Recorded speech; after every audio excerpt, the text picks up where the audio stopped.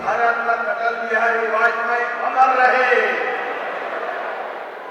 आज के इस बहुत गरिमापूर्ण गौरवपूर्ण आयोजन में अभ्युदय मध्य प्रदेश ग्रोथ समिट के माननीय मुख्य अतिथि और हमारे सबके आदरणीय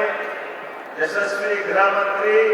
श्रीमान अमित शाह जी का जोरदार अभिनंदन करें। हमारे बीच आज वो बहुत सारी सौगात लेके आए। मंच पर ही विराजमान माननीय मंत्री भारत सरकार श्रीमान ज्योतिरादित्य सिंधिया जी, माननीय अध्यक्ष श्रीमान नरेंद्र सिंह तोमर जी,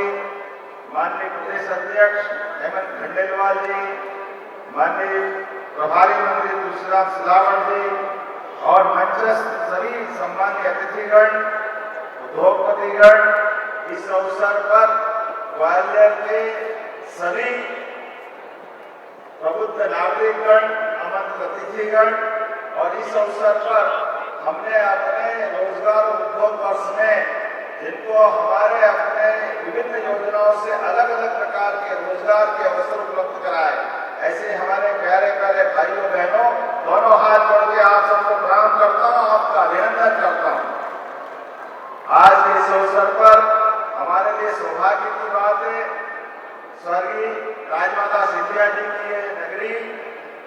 भारत रत्न अटल बिहारी वाजपेयी जी की जन्मस्थली और उनका जन्म शताब्दी वर्ष, सच में अटल जी के बारे में, उनके खास करके राष्ट्रनीति के शिखर पुरुष, राजनीति के अजातशत्रु, भारत रत्न स्वर्गीय अटल बिहारी वाजपेयी जी की 101वीं जयंती पर मैं कोटि से नमन करता हूँ, श्रद्धापूर्वक स्मरण करता हूँ। अभी 2 दिन पहले ही माननीय गृह मंत्री जी हमारे आदिवासी अंचल में हमने 2 नए मेडिकल कॉलेज धार और बैतूल में लेकर के ये जो उद्योग रोजगार वर्ष के अलावा विकास का जो पहिया लगातार चला रहे हैं,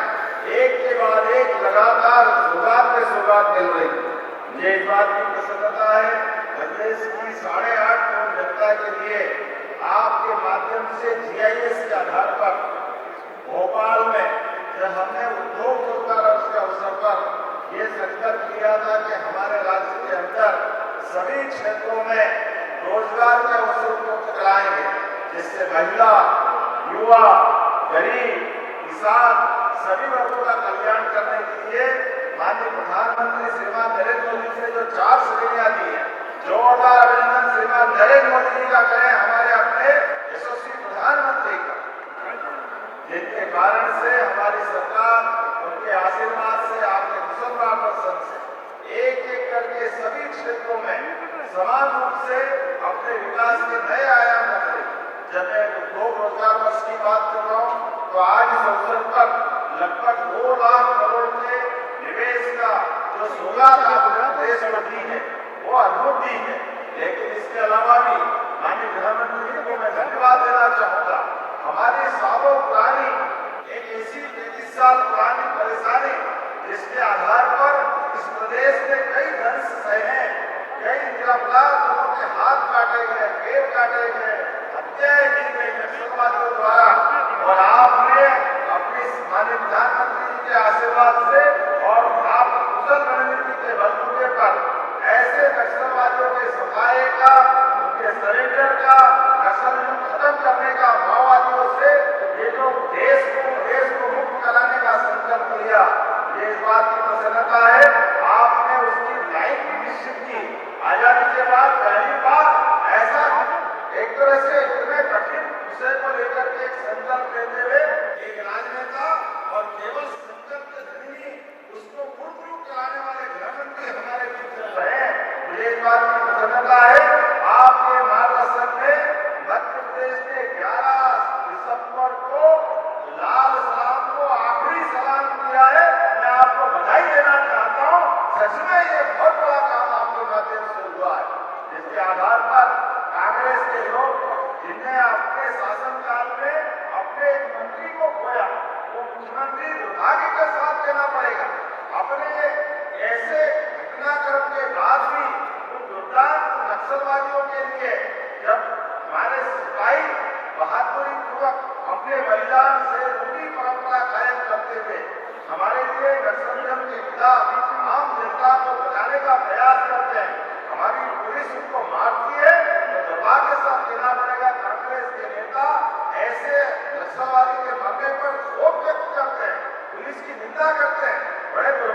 साथ देना पड़ेगा। आज अटल जी की धरती पर जब हम याद करते हैं ऐसे सारे चीजों को, लेकिन मैं इस बात के लिए अटल जी का वो स्वप्न जब उन्होंने भाजपा के बनने के साथ बम्बई के अधिवेशन में डिक्लेयर किया था, और अटल जी ने तो पूरा जीवन हमारे अपने इस राष्ट्रवादी विचार के लिए समर्पित किया। राष्ट्रीय स्वयंसेवक संघ के शताब्दी वर्ष में हम अटल जी की जन्म जयंती के अवसर भी इस आधार पर जब गरीब वर्ग के लिए, युवाओं के लिए रोजगार का इतना बड़ा निवेश लेकर के लगातार आगे चल रहे हैं। लगभग 8.5 लाख करोड़ से ज्यादा का निवेश आज प्रदेश के अंदर लगने जा रहा है। तो ये हमारे प्रधानमंत्री जी का विजन और जनता के प्रति जन कल्याणकारी भावनाओं के आधार पर हमारी सरकार के एक के बाद एक सौगातों में सौगातें देने का ये निर्णय भी है, और आप सब साक्षी भी बने। मैं प्रदेश की धरती पर यशस्वी गृह मंत्री जी का पुनः वंदन करता हूँ, अभिनंदन करता हूँ, और उम्मीद करता हूँ आपका आशीर्वाद हमको इसी प्रकार लगातार मिलता जाएगा। अटल जी की जन्म जयंती को इससे अच्छा सार्थक करने का कोई मौका क्या हो सकता है, जब हम ग्वालियर की धरती पर लाखों करोड़ों लोगों को रोजगार उपलब्ध करा रहे और साथ ही साथ। तो ये तस्वीर हम आपको दिखा रहे हैं जहां पर मध्य प्रदेश ग्रोथ समिट में यहां पर गृह मंत्री अमित शाह ने इसका शुभारंभ कर दिया, और अमित शाह कुछ देर में बोलेंगे। उससे पहले सीएम अपनी बात रख रहे हैं, सुनाते हैं आपको। पर शोक व्यक्त करते हैं, पुलिस की निंदा करते हैं। बड़े दुर्भाग्य के साथ कहना पड़ेगा, आज अटल जी की धरती पर जब हम याद करते हैं ऐसे सारे चीजों को, लेकिन मैं इस बात के लिए अटल जी का वो स्वप्न जब उनने भाजपा के बनने के साथ बंबई के अधिवेशन में डिक्लेयर किया था, और अटल जी ने तो पूरा जीवन हमारे अपने इस राष्ट्रवादी विचार के लिए समर्पित किया। राष्ट्रीय स्वयंसेवक संघ के शताब्दी वर्ष में हम अटल जी की जन्म जयंती के अवसर भी इस आधार पर जब गरीब वर्ग के लिए, युवाओं के लिए रोजगार का इतना बड़ा निवेश लेकर के लगातार आगे चल रहे हैं। लगभग 8.5 लाख करोड़ से ज्यादा का निवेश आज मध्य प्रदेश के अंदर लगने जा रहा है। तो ये हमारे प्रधानमंत्री जी का विजन और जनता के प्रति जन कल्याणकारी भावनाओं के आधार पर हमारी सरकार के एक के बाद एक सौगातों पे सौगातें देने का ये निर्णय भी है, और आप सब साक्षी भी बने। मैं मध्य प्रदेश की धरती पर